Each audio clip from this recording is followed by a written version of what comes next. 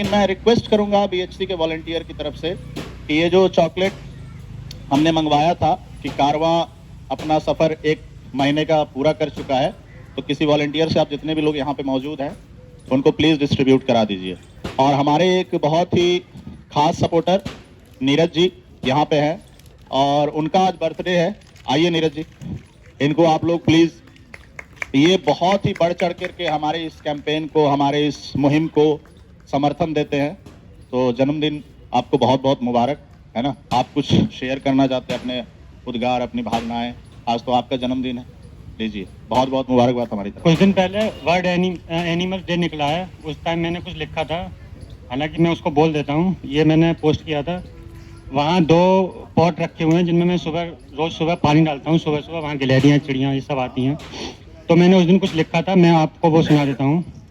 प्रकृति ने मनुष्य को सर्वोच्च स्तर की चेतना दी ताकि वो धरती पर जब अपना घर बनाए तो दूसरे प्राणियों का घर न उजाड़े। अफसोस, हमारी चेतना अपने स्वयं के विकास की दिशा में एक तरफा हो गई और हमने पशु पक्षियों के घर को उजाड़ डाला।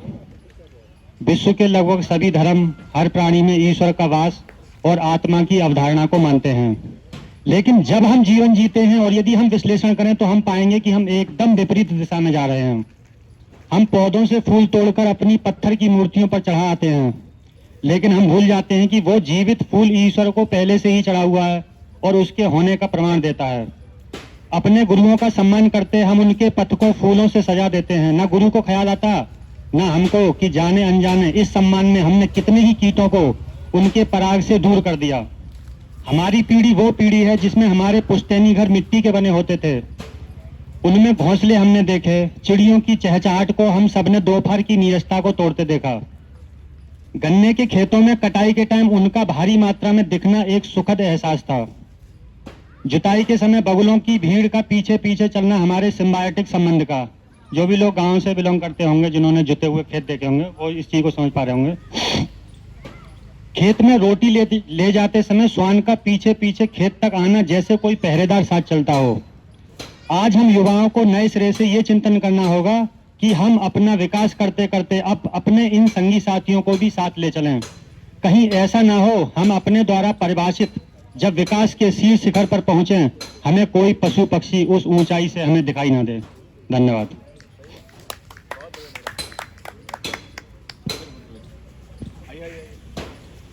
तो नीरज जी, आज आपका बर्थडे है, राइट?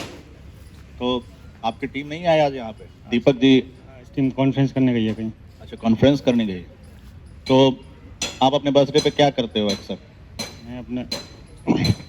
मैं एक तो गांव में पैदा हुआ, उस समय मेरे पापा पढ़ते थे, तो मेरे पापा की शादी हाई स्कूल में हो गई थी उस टाइम।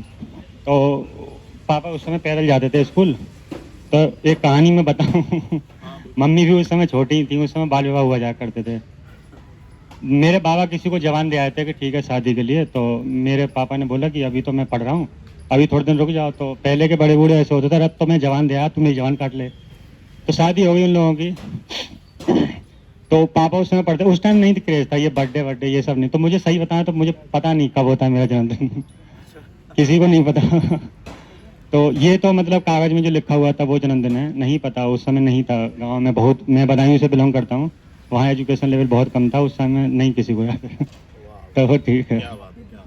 बहुत बढ़िया नीरज जी। देखिए, ऐसी सच्चाई, ईमानदारी आजकल के समय ना, खास तौर से मैं भेदभाव नहीं करना चाहता, लेकिन शहरों में ना थोड़ा ये सिखा देता है कि कैसे हमें नकली होना। वो कहीं न कहीं किसी ज़रूरत के मुताबिक भी हम करने लग जाते हैं। नीरज जी, आपने जो कहा, इतना इस मंच पे आके कहना कि आपको अपनी असली जन्मदिन के बारे में पता नहीं है, इसके लिए बहुत हिम्मत चाहिए।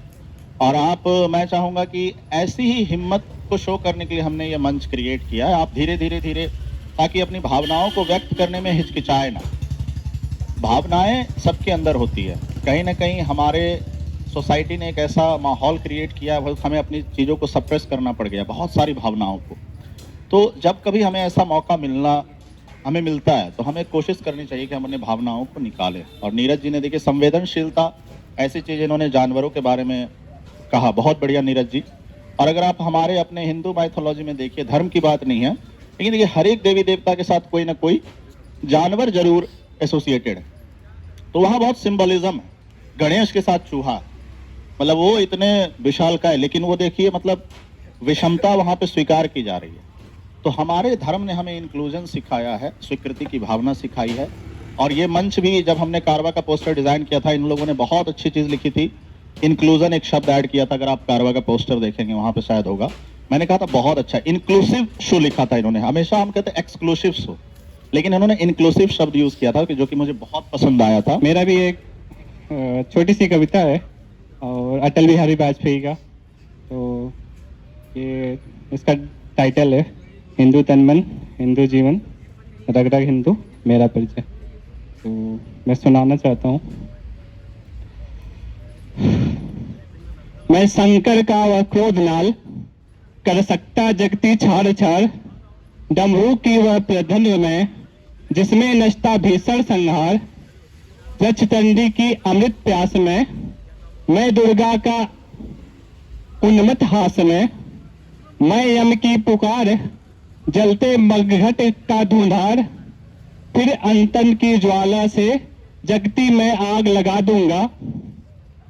यदि धड़क उठे जल थल अंबर, जड़ चेतना तो कैसा विस्मय, हिंदू तन्मय हिंदू जीवन रग रग हिंदू मेरा परिचय। इन्होंने कबीर का, मैं बड़े गहराई से, जब बीएचसी इंडिया वाले यहाँ के कारवा की वीडियो डाल देते हैं तो मैं हर प्रस्तुति को बड़ी गहराई से देखता हूँ। इन्होंने एक निर्गुण गाया था, पिछली बार गाया था ना, माया महा ठगनी हम जानी, है ना। और ये निर्गुण मैंने बहुत दिनों, मैं संगीत से जुड़ा होने के बाद भी बहुत दिनों के बाद मैंने कुछ दिनों पहले ही सुना था, और मैं सरप्राइज था कि इनके पास उस निर्गुण का पूरा स्टॉक था। It was amazing. आप कह रहे हैं कि मैंने अच्छी प्रस्तुति नहीं दी, वो माया महा ठगनी हम जानी बहुत अच्छी प्रस्तुति थी, वेल डन। आइए आप सुनाइए जो भी आपको सुनाना।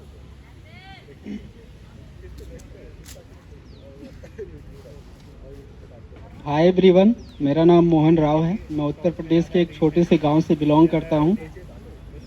दरअसल जब मेरा समय गांव में था तो उस समय मुझे ऐसी कोई सुविधा उपलब्ध नहीं हो पाई कि कोई मेरे हाथ में माइक दे दे और कहे कि बोलो, कुछ भी बोलो।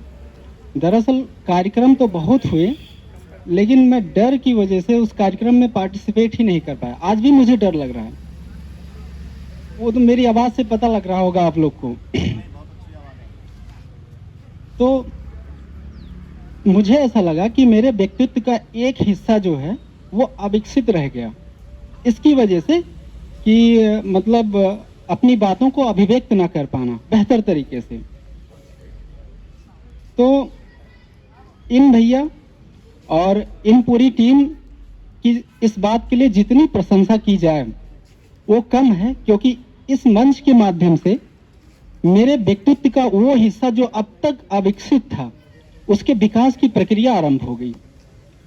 तो कहते हैं कि व्यक्ति की पहचान जिन गुणों और अवगुणों से होती है वो उसकी अपनी निजी संपत्ति नहीं होती है, वो उसकी सामाजिक आर्थिक स्थितियों का उप उत्पाद होती है।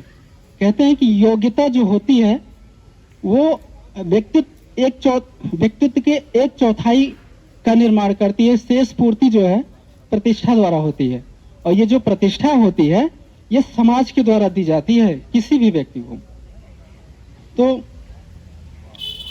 हमारे द्वारा कोई लिखित कविता कहानी तो है नहीं, अब जो हम पढ़े हैं वही बताएंगे। क्योंकि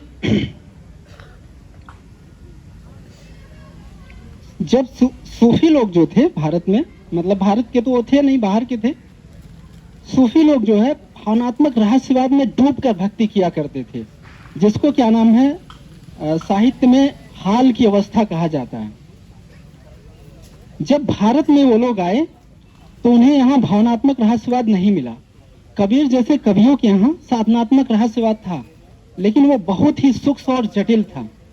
क्योंकि कबीर ने सूफियों से भावनात्मक रहस्यवाद अपनाया, तो सूफियों ने भी समन्वय चेष्टा के तहत अपनी कविताओं में अंशतः जो है साधनात्मक रहस्यवाद को अपनाया।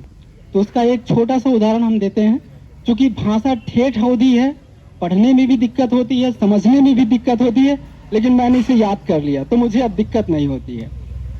कहते हैं कि गढ़तस बाग जैसी तोरी खाया, पुरुष देख वही के छाया, दसों द्वार ताल के लेखा, उल्टी दिस्त जो लाव से लेखा। एक साधनात्मक रहस्यवाद का छोटा सा उदाहरण है। तो अब यहाँ बात यह है कि प्रेम का, प्रेम जैसे कुछ लोग मानते हैं कि प्रेम एक जीवन की ऊर्जा है, इसी में है। भावनात्मक रहस्यवाद मतलब होता है कि ईश्वर से प्रेम करना, और ईश्वर से प्रेम करने की स्थिति एकदम चरम स्तर पे, कि मतलब आत्मा परमात्मा से पूरी तरह से मिल गई है, अब उसे जो है किसी और चीज की जरूरत नहीं है, क्योंकि भौतिक सुखों की जो उपलब्धता है वो उसकी निरर्थकता को पहचान चुका है। कहते हैं कि प्रेम एक जीवन की ऊर्जा है। जब प्रेम का महत्व इतना अधिक है जीवन में कि इसकी अनुभूति होने पर मृत्यु के नजदीक पहुंचे हुए, अगर मृत्यु के नजदीक पहुंचा हुआ व्यक्ति भी है, अगर उसे प्रेम की अनुभूति हो जाए तो वो उमंग से भर उठता है। तो जब क्या नाम है रत्नसेन को सूली पे चढ़ाने के लिए ले जाया जाता है, तो हीरामन तोता जो रहता है वो पद्मावती का उसे एक संदेश देता है, कहता है उससे कि मरो तो मरो जियो एक साथ है। चूंकि भाषा ठेठ होती है, तो रत्नसेन को जो है मृत्यु का भय उसके अंदर से खत्म हो जाता है। फिर वो हंसता है, कहता है कि सुन संदेश राजा तब हंसा, प्राण प्राण महमाह घट बसा। उसके बाद कहते हैं कि जो है अगर प्रेम की उपलब्धि जीवन में हो जाए तो वो ना केवल मन को जो है आनंद से परिपूर्ण करती है, बल्कि उसे निर्मल भी बना देती है। एक बार अगर प्रेम का भाव किसी व्यक्ति के अंदर पैदा हो गया तो फिर विश्व की सारी वस्तु में जो है उसे प्रेम और सौंदर्य की छटा महसूस होने लगती है, क्योंकि उसके बाद सारी चीजें जो है बहुत अच्छी लगने लगती हैं। और भावनात्मक रहस्यवाद का तो मतलब यही होता है कि क्या नाम है विश्व की प्रत्येक वस्तु में उसे ईश्वरीय सौंदर्य की छटा जो है महसूस होने लगती है। जब कबीर ने जब क्या नाम है भावनात्मक रहस्यवाद अपनाया भारत में, जो कि उन्हें सूफियों से मिला, तो उनके अंदर जो ईश्वर के प्रेम में जो विरह था वो जबरदस्त था। उसके बाद जब वो उनकी आत्मा, कबीर की आत्मा जब ईश्वर से मिल जाती है तो जो आनंद और मस्ती का भाव होता है वो एकदम चरम पे होता है। पूरे भक्ति काल में ऐसा कहीं उदाहरण मिलेगा ही नहीं। कहते हैं जब विरह में होते हैं, कहते हैं कि तलफे बिन बालम मोर जिया, कहते हैं तलफे बिन बालम मोर जिया, दिन नहीं चैन रात नहीं निदिया, तलब तलब के भोर किया। जब उन्हें क्या नाम है, जब उनकी आत्मा ईश्वर से मिल जाती है, परमात्मा से मिल जाती है, एक हो जाती है, तब फिर वो वहां से वापस नहीं लौटना चाहते हैं, उसी में डूबे रहना चाहते हैं। कहते हैं कि मन मस्त हुआ तब क्यों बोले, मेरा साहब है घर माही, बाहर नैना क्यों खोले। जो बिछड़े हैं प्यारे से भटकते दर बदर फिरते, हमारा यार है हम में हमन को इंतजारी क्या। कहते हैं कि नैनन की करी कोठरी पुत्री पलंग बिछाए, पलकों की चिकडार के पिया को ले रिझाए। Thank you sir.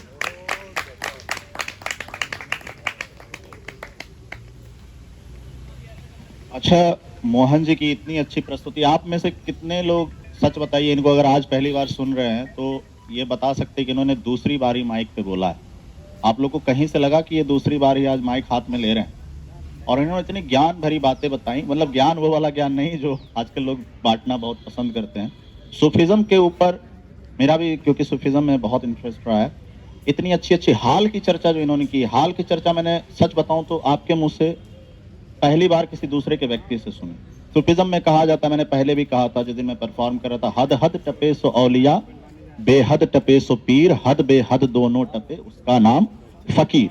तो कबीर फकीर थे, दादू नानक सब फकीराना प्यार की, जिन्होंने जो बात कही कि वो इसमें विरह वाकई बहुत तगड़ा होता है, और इस चीज की रहस्यवाद का मैं बहुत बड़ा समर्थक हूँ। आपसे खूब बनेगी हमारी, बहुत बढ़िया, और आप इसी तरह से लाइए और इसी तरह से हमेशा हमारे, मैं चाहता हूं कि कारवा का मंच सिर्फ और सिर्फ हम इनकरेज करके यहाँ पे लोगों को लाने का काम ना करें, ये मंच ज्ञान के विस्तार का एक ऐसा मंच बने जहां से हमें कई चीजें, आपने इनसे हाल के बारे में सुना, आप निश्चित रूप से जाएंगे, घर पे पढ़ेंगे और उसके बारे में कुछ जानकारी इकट्ठा करने की कोशिश करेंगे। एक भाई ने यहाँ पे पिछली बार भोजपुरी में कोई कविता सुनाई थी, मैंने उनके बारे में जाके सर्च किया, वज्जिका के लैंग्वेज में यहाँ पे लोगों ने जब चर्चा की, मुझे वज्जिका के बारे में पता चली। आप सब के पास कुछ न कुछ नहीं, बहुत कुछ ऐसा है जो हम में से यहाँ पे मौजूद तमाम लोग नहीं जानते। आप में से अगर जितने भी लोग मौजूद हैं, अगर एक एक चीज भी हमारे साथ साझा करे तो पता नहीं हमारे ज्ञान का भंडार कहाँ, कौन सी सीमा छू लेगा। लेकिन संकीर्ण नहीं बनना। इन्होंने कहा प्रेम में व्यक्ति उदारता हासिल करता है, और जब प्रेम नहीं होता तो वो संकीर्णता कहीं ना कहीं उसके अंदर आ जाती है। तो कारवा के मंच को प्यार दीजिए, प्यार दीजिए कारवा को मंच को, कारवा के मंच को, उसके प्रति उदार बनिए। ऐसे संकीर्णता से कारवा का मंच खिल नहीं पाएगा। हम चाहते हैं कि तू गुलाब हो के महक, तुझे जमाना जाने, लेकिन आप इस मंच को अगर नहीं सींचेंगे तो वो गुलाब हम कैसे खिला पाएंगे जिसकी महक से हम चाह रहे हैं कि पूरा जहान खुशबूदार हो जाए। मोहन जी बहुत बहुत thank you so much, thank you so much. Hello everyone, this is my first time कि मैं कुछ रिसाइट करने जा रही हूँ जो मैंने लिखा है, और मुझे नहीं पता कि ज़्यादा अच्छा है या नॉर्मल है, बट आई होप आप सब कनेक्ट कर पाएंगे। एक खाली से पन्ने सी थी वो, जिस पर जिसने जो चाहा वो लिखा, न कभी उसके मुस्कुराते हुए चेहरे के पीछे देखा, न कभी उसे शब्दों के बीच पड़ा, बस जाना तो सिर्फ इतना ही जो सुन लिया गैरों के हवाले से। न कभी उसकी लिखी किताब किसी ने खोली, न कभी उसके आंसुओं से भीगे पन्ने किसी ने देखे। शिकायत बहुतों को रही उससे, पर उसकी शिकायत का एक शब्द न जाना। उसकी ख्वाहिशों का पन्ना खाली छोड़ अपनी झोली में जिसने जो चाहा वो पाया। अलमारी भर गई उसके सिकवों से, तो किसी ने सिर्फ अलमारी में किताबों को पाया। एक लंबे अरसे बाद वो दिन भी आया जब सब अलमारी को पढ़ रहे थे और अच्छी हो गई थी वो। Thank you.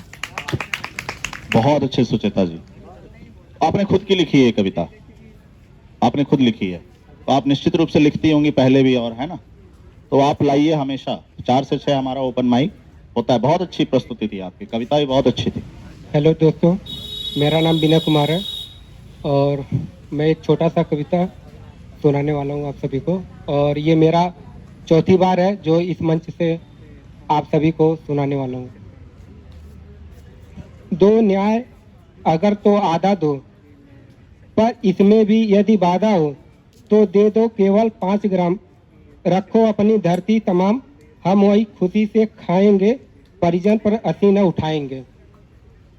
दुर्योधन वह भी दे न सका, आशीष समाज की ले न सका। उलटे हरि को बांधने चला, जो था असाध्य साधने चला।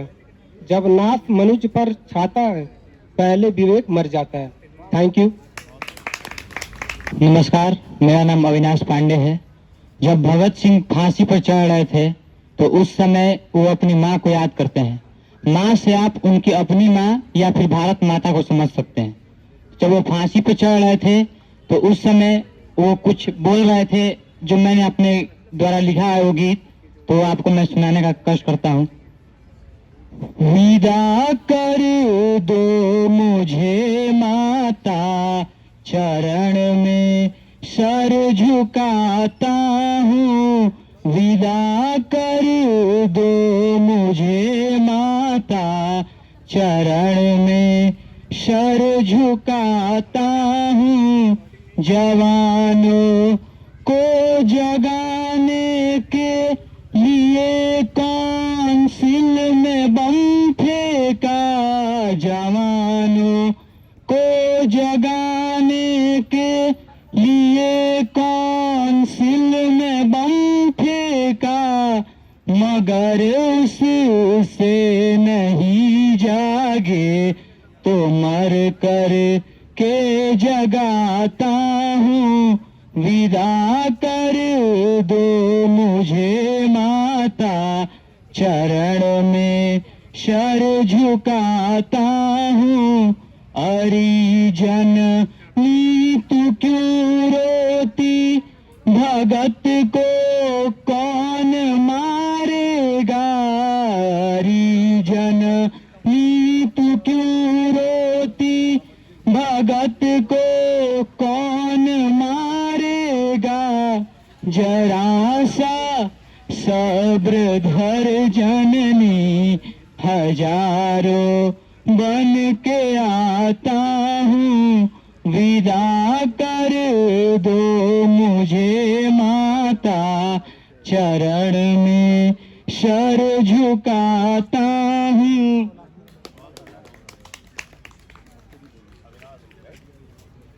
अविनाश जी ने पिछली बार भोजपुरी की कविता एक सुनाई थी, है ना? किनकी द्वारा लिखी गई बुक से आप प्रेरित हुए थे? एक आईएएस ऑफिसर थे, उनका नाम हमको नहीं पता क्लियर, लेकिन उन्होंने लिखा था एक उपन्यास गंगा रतन विदेशिया। उसके अलावा बहुत सारे हैं, जैसे भिखारी ठाकुर का भी बहुत सारा लिखा हुआ है। ऐसे मतलब ऐसे बहुत लोग हैं, लेकिन एक दो के नाम हम जानते हैं। वैसे भरत शर्मा, विष्णु ओझा, ये सब भी कुछ कुछ लिखते हैं। बहुत बढ़िया। भिखारी ठाकुर का कुछ है आपके पास सुनाने के लिए? कुछ याद नहीं है, अगली बार। ठीक है, शाबाश शाबाश, बहुत बढ़िया। अगली एक बहुत खास, हमारे लिए व्यक्तिगत तौर पे एक बहुत खास प्रस्तुति, इस कारवा ओपन माइक के कोऑर्डिनेटर। आप जो एक मुकम्मल तस्वीर कारवा ओपन माइक की देख रहे हैं, तो ये इसका श्रेय इन्हीं व्यक्ति को जाता है। और हमारे लिए एक बहुत खास प्रस्तुति आपके सामने सुधांशु शेखर जी प्रस्तुत कर रहे हैं। अगर आप कारवा के लिए ताली बजाना चाहते हैं तो आप सुधांशु जी के लिए ताली बजा सकते हैं। क्लासिकल म्यूजिक में 10 थाट हैं: भैरवी, भैरव, बिलावल, कल्याण, काफी, असावरी, तोड़ी, पूर्वी, खमाज और मारवा। हिंदुस्तानी शास्त्रीय संगीत में 12 सुर होते हैं, 7 शुद्ध, 4 कोमल, 1 तीव्र। रे गा धानी का कोमल हो जाता है, माँ का तीव्र हो जाता है। इन्हीं का परम्यूटेशन कॉम्बिनेशन होकर के राग का निर्माण होता है, थाटों का निर्माण होता है। 10 थाटों के अंतर्गत फिर भिन्न भिन्न राग उत्पन्न होते हैं। तो मैं कोशिश करूंगा जो भी मैं यहाँ पे परफॉर्म करूं वो ठाठों के आधार पे करूं। तो मैं आज एक असावरी ठाठ पे एक राग होता है, राग दरबारी, आप लोग के साथ प्रस्तुत करूं, आप लोग के सामने प्रस्तुत करूंगा, छोटा ख्याल, और उस पे आधारित एक फिल्मी गीत। सा नि सर ध नी प म प ध नी रे सा म प ध नी प म प नि सा नि प ग म रे सा नि सा रे ध नि प म प ध नि रे सा रे सा रे सा। घर जाने दे छार मोरी बैया, घर जाने दे छार मोरी बैया। हाँ हाँ करत तोरी पैया परत हूँ, मोहन सो झगरैया। घर जाने दे छार मोरी बैया। राधा कृष्ण के बीच छेड़छाड़ चल रही है, इसको विजुअलाइज कीजिए। नगर डगर के लोगवा कहत हैं, नगर डगर के लोगवा कहत हैं, चर्चा करे सब नारिया। जाओ जी तुम खाओगे गारिया। मोहन सो झगरैया, घर जाने दे छार मोरी बैया। सारे गा मा रे सा, सारे गा मा पा पा गा मा रे सा, सारे गा मा पा धा नी पा गा मा रे सा, नी धा नी सा, नी धा नी सा, नी धा नी सा। घर जाने दे छार मोरी बैया। इस राग पे आधारित एक फिल्मी गीत, आप गेस कर पाते हैं या नहीं? पिया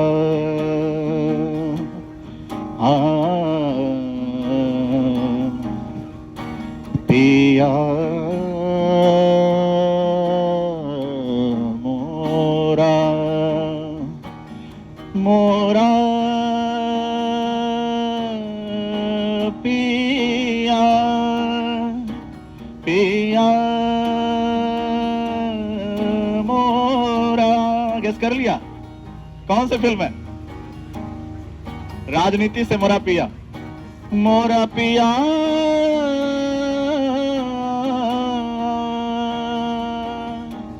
बोलत नहीं, मोरा पिया मोरा पिया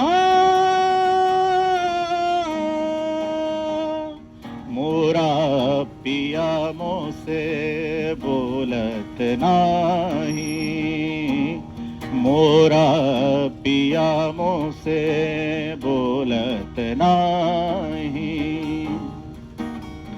हाँ द्वार जिया के खोलत नाही, मोरा पिया मुँह से बोलत नाही। दर्पण देखूं रूप निहारूं और 16 श्रृंगार करूं, फिर नजरिया बैठा बैरी, कासे अखियां चार करूं। कौन जतन अब काम नावे, उसे कछु सोहत नाही, मोरा पिया मुँह से बोलत नाही। हमारी एक मुस्कान पे वो तो अपनी जान लुटाता था, जग बिसरा के आठों पहरिया मोरे ही गुण गाता था। भागई का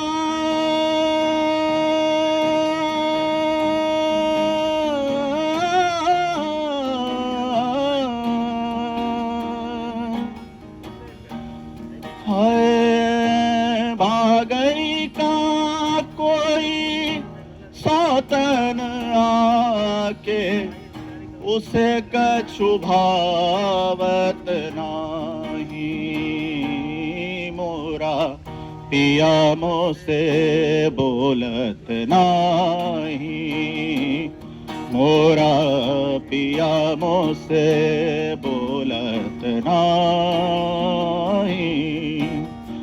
धूम तना ना ना ना तेरे ना धूम तना ना ना ना तेरे ना ना धूम तना ना ना ना तेरे ना ना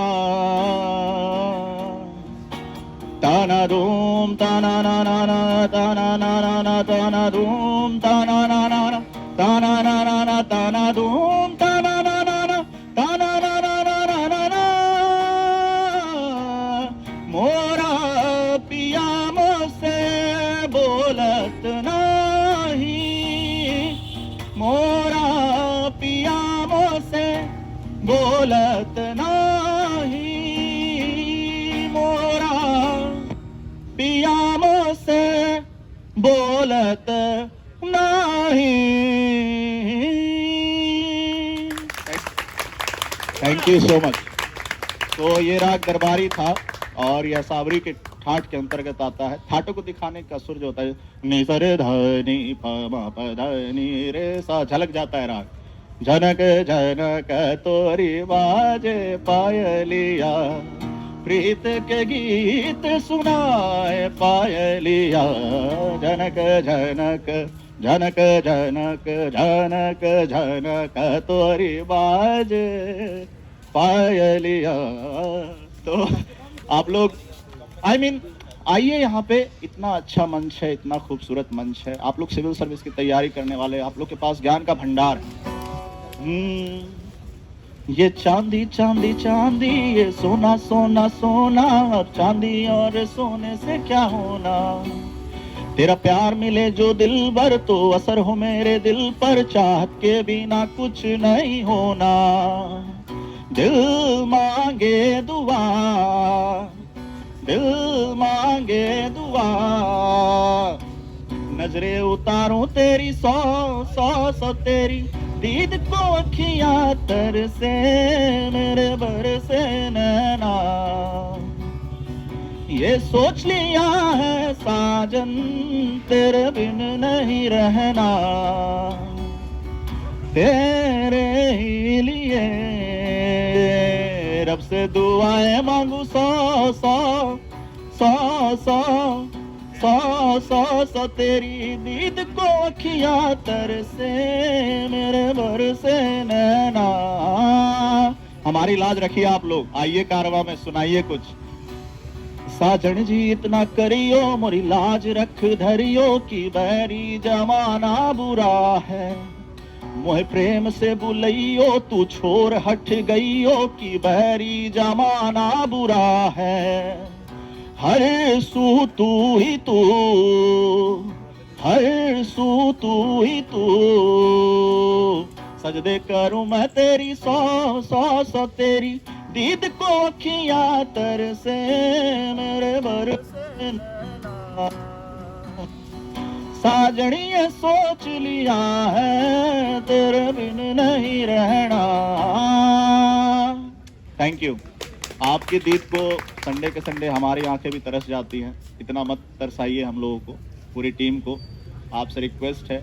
ये मंच देखिए, इन लोगों ने मुझे इनकरेज किया, मुझे लगा कि कहीं ना कहीं मेरी तरफ से कमी हो रही है, कम से कम मैं जो कुछ भी गाता हूँ जानता हूँ आप लोग के साथ शेयर करना चाहिए। आप लोग प्लीज आइए। है कोई अभी जो नीरज जी आप आना चाह रहे थे, कुछ सूफी पे सुनाना चाह रहे थे, आप इंस्पायर हुए थे मोहन उससे, आइए। इनका बर्थडे है आज, तो थोड़ा इनके लिए ताली और शुभकामनाएं।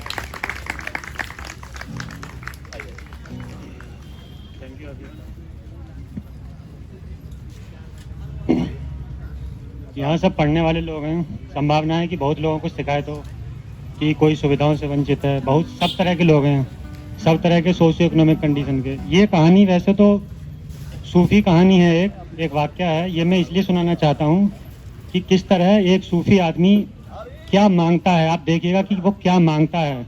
आप भी वैसा ही परमात्मा से मांगते रहें कि आपके मेज पर सिर्फ एक टेबल लैंप जलती रहे हमेशा और आप पढ़ते रहें। वही कहानी को मैं इस माध्यम से समझाना चाहूँगा। बसरा की संत राबिया की तरह सूफी संत अल गिजाली भी अरब के प्रसिद्ध अपरिग्राही माने गए हैं। अपरिग्राही वो होता है जिसको किसी चीज़ की चाह नहीं रहती है, जो चीज़ों को इकट्ठा करने में विश्वास नहीं रखता है। वे देर रात तक दिया जलाकर आध्यात्मिक पुस्तकें पढ़ने के आदी थे। जब किसी तरह नींद पर वश न चलता और पढ़ते पढ़ते पुस्तकें हाथ से गिर जाती, तभी वे सोने जाया करते थे।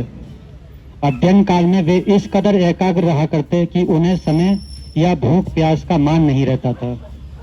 आध्यात्मिक रहस्यों को जानने के लिए उनको श्रम करने में रात रात भर जागकर पढ़ते रहने में आनंद आता था। पुस्तकें ही उनके लिए खजाना थीं, हीरे जवाहरात थीं। एक रात बड़ा अंधेरा था। अल गिजाली दीप जलाकर पढ़ने में तल्लीन थे, पढ़े जा रहे थे। पढ़ते पढ़ते काफी रात गुजर गई। वो बहुत थक गए। आखिर थकान से उनकी आंखें मुद गईं। दीप जलता रहा। उनके हाथ में थमी धर्म पुस्तक उलट गई, पर अब अल गिजाली को होश कहाँ था। उसी नींद में उसने एक स्वप्न देखा कि एक फरिश्ता जिसे ख्वाजा खिज्र कहते हैं, उनके पास अल्लाह ने भेजा है।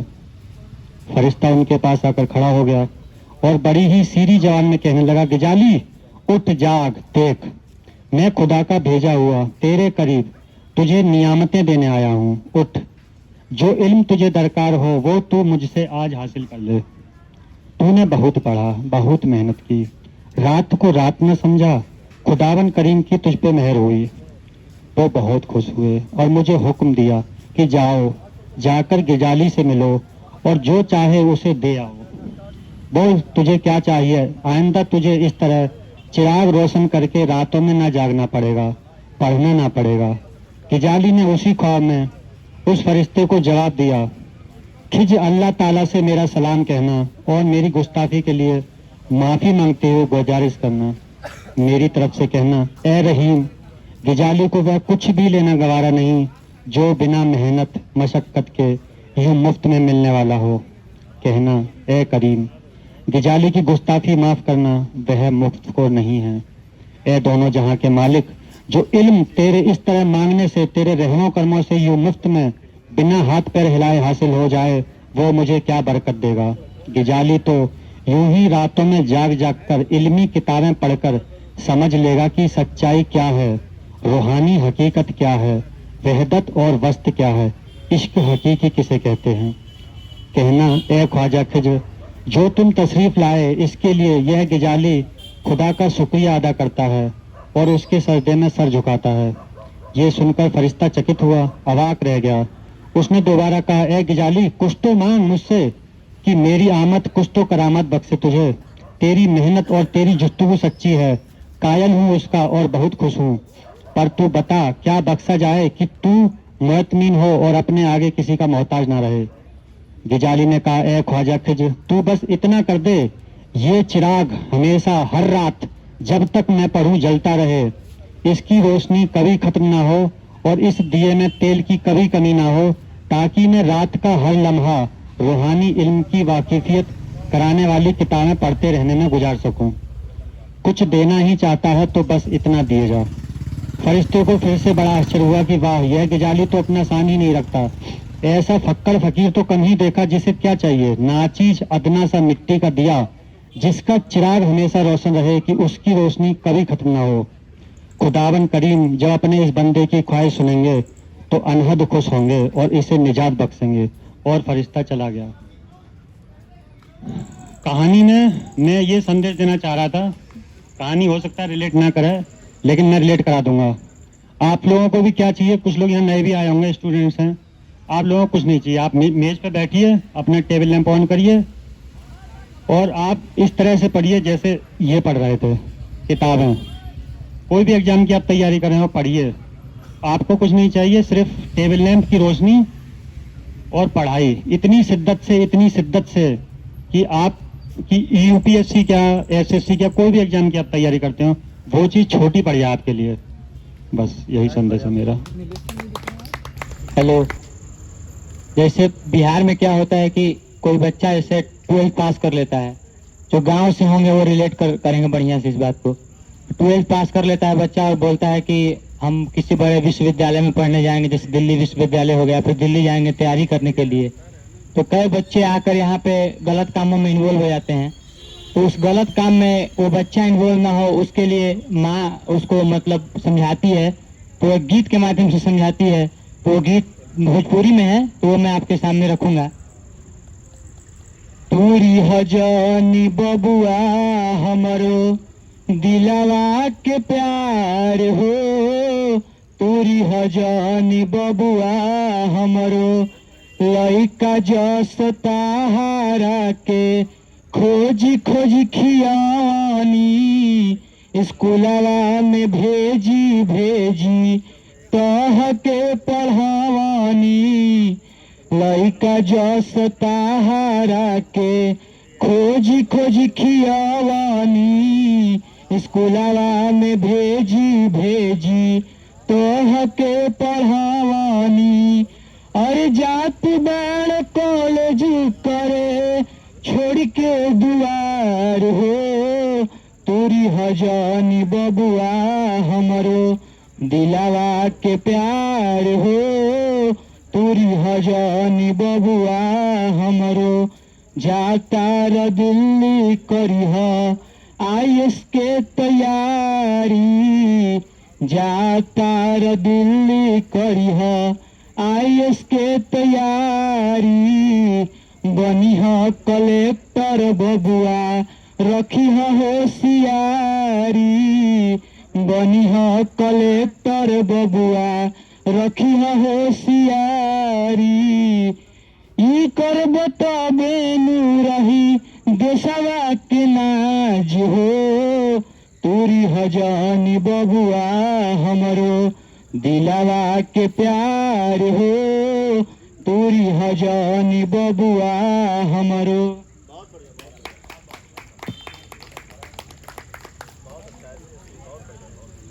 शाबाश अविनाश जी। क्षेत्रीय भाषाओं की एक अलग खूबसूरती होती है और मैं आपसे कुछ साझा करना चाहूँ। मैं ऐसे किसी म्यूजिकल कंपटीशन की तैयारी के लिए कोलकाता गया था, तो जैसे मैंने बताया अनिल आज एक अलबेला साजन सुन रहे थे, आप लोगों ने सुना होगा। तो उसमें वो हम दिल दे चुके सनम में वो लिया गया था अलबेला सजन आयो रे, तो मैंने वो गाना चूज कर लिया अपने परफॉर्मेंस के लिए, कंपटीशन था वो।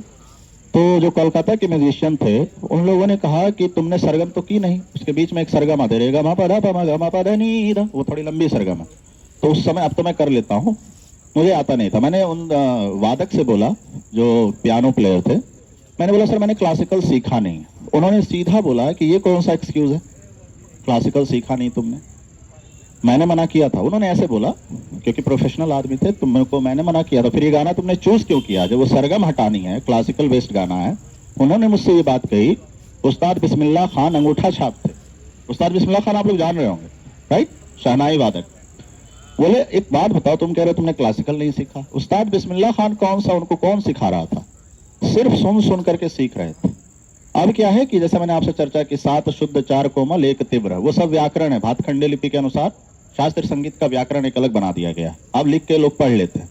तो क्षेत्रीय भाषा, जैसे लोकगीत की कई शैलियां हैं, राइट, अभी जैसे वो गा रहे थे अविनाश जी, सोहर, चैती और कई कजरी है ना, तो कव्वाली, हाँ। तो देखिए क्षेत्रीय भाषाओं में देखिए लैंग्वेज की सीमा, भावनाओं को, लैंग्वेज की लिमिटेशन कभी नहीं आनी चाहिए।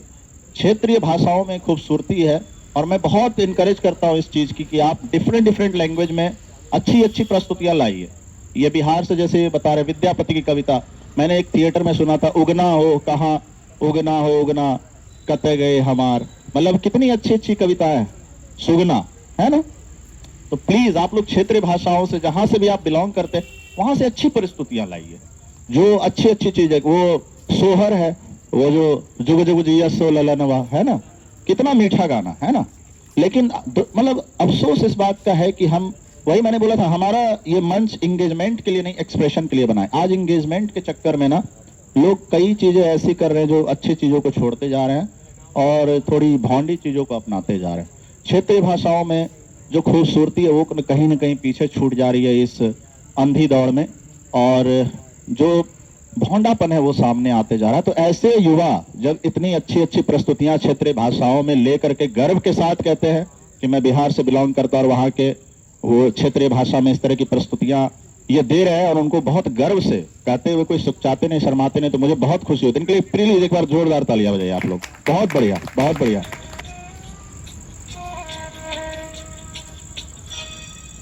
कुछ ना कहो,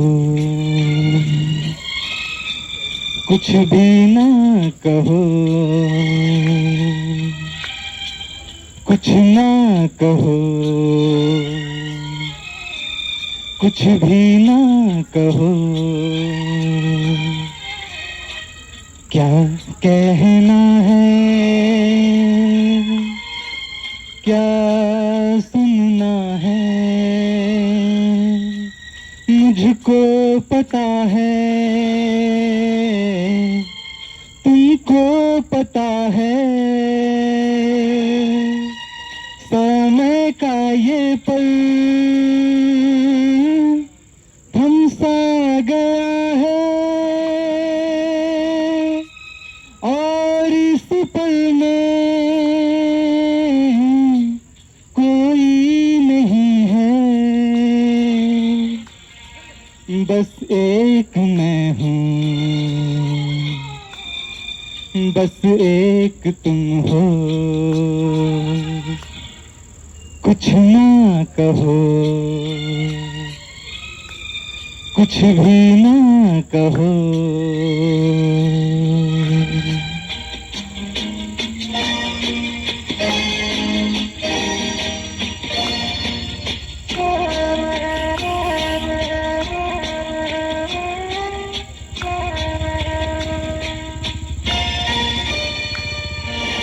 इतने गहरे हल्के चांद के रंग हैं छलके, पर्वती से यूं उतरे बादल जैसे आंचल ढलके, इतने गहरे हल्के चांद के रंग हैं छलके, पर्वती से उतरे बादल जैसे आंचल ढलके, और इस पल में कोई नहीं बस एक मैं हूँ, बस एक तुम हो, कुछ ना कहो, कुछ भी ना कहो।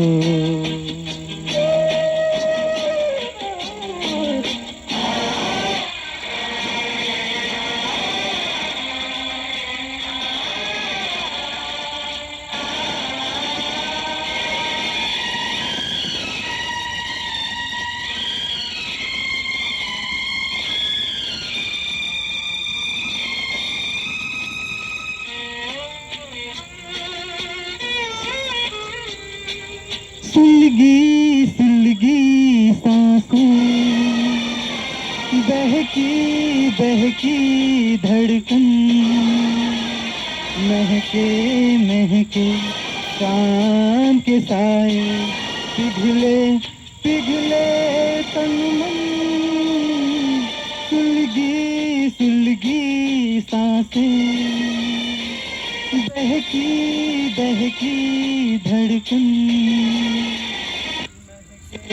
महके शाम के साए, पिघले पिघले तन मन, और इस पल में कोई नहीं है, बस एक मैं हूँ, बस एक तुम हो, कुछ ना कहो, कुछ भी ना कहो। क्या कहना है, क्या सुनना है, मुझको पता है, तुमको पता है, समय का ये पल थमसा गया है, और इस पल में कोई नहीं है, बस एक मैं हूँ, बस एक तुम हो।